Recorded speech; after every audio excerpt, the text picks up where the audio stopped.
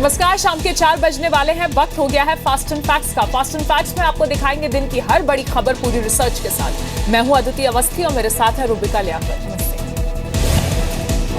Delhi NCR के प्रदूषण के मुद्दे पर आज एनजीटी ने एक बार फिर केंद्र और दिल्ली सरकार को फटकार लगाई। एनजीटी ने दिल्ली सरकार से पूछा है कि कृत्रिम बारिश कराने की प्लानिंग पर कितना काम हुआ। फसलों का अवशेष जलाने के मामले पर कोर्ट ने पंजाब और हरियाणा सरकार से पूछा कि ऐसा कर रहे कितने लोगों का चालान काटा गया। आज कोर्ट ने कहा कि जो आर्टिफिशियल रेनिंग के विषय में आप क्यों नहीं सोचते, जिस प्रकार का स्मॉग है इस टाइम पे, तो उस हिसाब से आपको आर्टिफिशियल रेनिंग करानी चाहिए। आप तुरंत क्यों नहीं इस पे कुछ कार्रवाई करते। और कोर्ट को कल तक कहा है कि कोर्ट ने कल तक कहा है दिल्ली सरकार से कि इस पे बताए। इसके अलावा क्रॉप बर्निंग का एक मेजर इशू था और आसपास के जो राज्य हैं यहाँ पे क्रॉप बर्निंग की क्यों बात हो रही है, तो कोर्ट कह रहा है कि आपने कितने चालान करे, आपने सख्ती तो दिखाइए कि आपने करा क्या है। एनजीटी ने कल तक चारों राज्यों से सवालों के जवाब देने को कहा है। हालांकि आज से ही दिल्ली में पानी के छिड़काव का काम शुरू हो गया है। दिल्ली और एनसीआर में लगातार तीसरे दिन छाई धुंध और एयर पॉल्यूशन ने सारे रिकॉर्ड तोड़ दिए हैं। दिल्ली में पार्टिकुलेट मैटर यानी PM 2.5 500 के ऊपर है, जबकि इसे 60 GM3 होना चाहिए। इसके अलावा PM10 950 है, जबकि इसे 100 GM3 होना चाहिए। PM 2.5 के कण फेफड़ों में पहुंच जाते हैं, साथ ही हवा में मौजूद जहरीले रसायनों को भी शरीर में पहुंचाते हैं। स्मॉग की वजह से दिल्ली में बीमारी, फेफड़ों से जुड़ी समस्या, कैंसर होने तक का खतरा कई गुना बढ़ गया है। प्रदूषण से लोग बहुत परेशान हैं। सांस लेना, घरों से बाहर निकलना मुश्किल हो गया है, लेकिन इस मुद्दे पर भी राजनीति हो रही है। सरकार प्रदूषण के लिए पड़ोसी राज्यों को जिम्मेदार ठहरा रही है, जबकि पंजाब हरियाणा सिरे से दिल्ली सरकार के आरोपों को खारिज कर रहे हैं। क्रॉप बर्निंग सारी गवर्नमेंट अगर खरीद ले, जहाँ भी जलाई जाती है, जिस भी स्टेट में जलाई जाती है, और किसान भाइयों को उसकी पूरी रकम अदा कर दी जाए और उसे डिस्पोज ऑफ कर दिया जाए, तो मैं समझता हूँ ये परेशानी कहीं होगी नहीं, पूरे रीजन में नहीं होगी। डेटास बताते हैं और पैरामीटर्स बताते हैं। हरियाणा की पराली जलने का जो पोल्यूशन होता था उसमें बहुत तेज़ी से गिरावट आई है और उसे हमने पहले ही अवेयरनेस प्रोग्राम के थ्रू उन लोगों को इंसेंटिवाइज कर उन लोगों को चालान करके हमने रोका है। पंजाब को तो बदनाम कर रहा है। जैसे पहले कह दिया कि पंजाब में 78 फुट नशई हैं, हमारे तो 1% भी नशई नहीं। आज सब कल एक एक गाँव में चले जाएँ, एक जे 10,000 की आबादी है हमारे गाँव में, जे 10,000 की आबादी में 100 बंदा स्मैक लेता हो, फिर 1% बनेगा। निकाल दो हमें। अभी दिल्ली के 2 करोड़ नागरिकों के सामने सांस लेने की समस्या है। इसमें कोई ब्लेम गेम नहीं होना चाहिए। सड़क पे पड़ा हुआ पेशेंट अस्पताल चाहता है, किसने टक्कर मारी ये नहीं चाहता है, वो बाद में सोचेंगे। Centre for science and environment के मुताबिक दिल्ली इस साल 17 साल में सबसे घनी धुंध का सामना कर रही है। यूनिसेफ के मुताबिक वायु प्रदूषण से हर 2.5 मिनट में एक व्यक्ति की मौत हो जाती है। प्रदूषण का असर कम करने के लिए दिल्ली में एयर प्योरीफायर्स की मांग काफी बढ़ गई है। दिल्ली में लोग बड़ी तादाद में मास्क भी खरीद रहे हैं। उधर जम्मू कश्मीर के मेंढर सेक्टर में आज पाकिस्तान की तरफ से एक बार फिर से सीज फायर तोड़ा गया। सुबह 9 बजे से पाकिस्तान की ओर से फायरिंग शुरू हुई। भारत की ओर से पाकिस्तान की फायरिंग का मुंहतोड़ जवाब दिया गया। इससे पहले शोपियां में आतंकियों के खिलाफ सेना और पुलिस को साझा ऑपरेशन में बड़ी कामयाबी मिली। सुरक्षा बलों ने मुठभेड़ के दौरान एक आतंकी को मार गिराया। मुठभेड़ के दौरान सेना के 2 जवान भी घायल हो गए। जवाबी कार्रवाई हिंदुस्तान की तरफ से बड़ी अहम और बड़ी सख्त हुई। हमने उसी प्रकार के हथियार इस्तेमाल किए जिस प्रकार के हथियार हमारे खिलाफ कर रहा है। ये एक किस्म की आदत बना लिया पाकिस्तान ने कि जब मर्जी की सीज़फायर वायलेशन कर दी, क्योंकि वो इन्फिल्ट्रेशन कराना चाहता है। और आपकी जानकारी के लिए 100 से ज्यादा बारी जो है वो इन्फिल्ट्रेशन अटेम्प्ट ये सीज़फायर वायलेशन कर चुका है सर्जिकल स्ट्राइक्स के बाद में।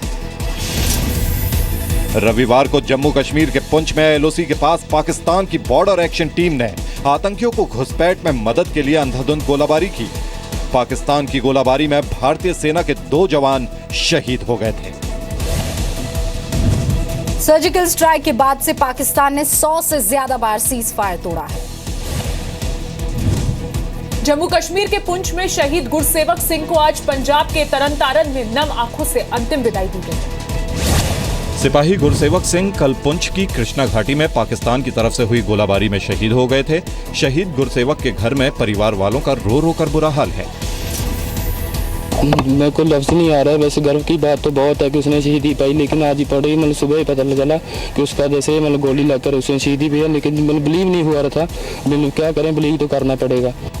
जल्द ही गुरसेवक की शादी होने वाली थी, लेकिन गुरसेवक की शहादत से एक पल में ही उनकी मंगेतर के सारे सपने टूट गए।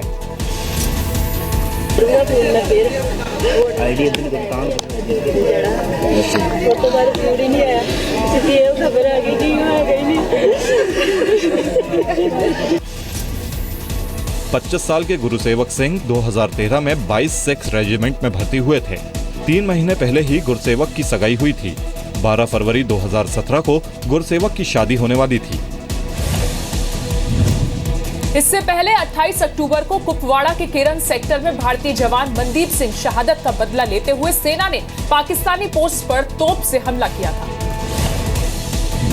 जम्मू कश्मीर की मुख्यमंत्री महबूबा मुफ्ती ने दावा किया है कि जल्द ही कश्मीर में शिक्षा व्यवस्था पटरी पर आ जाएगी। महबूबा मुफ्ती ने कहा कि एक हफ्ते में सब फिर से पहले जैसा हो जाएगा। महबूबा मुफ्ती ने पाकिस्तान के साथ संबंध सुधारने के लिए पूर्व प्रधानमंत्री अटल बिहारी वाजपेयी के फॉर्मूले की भी वकालत की।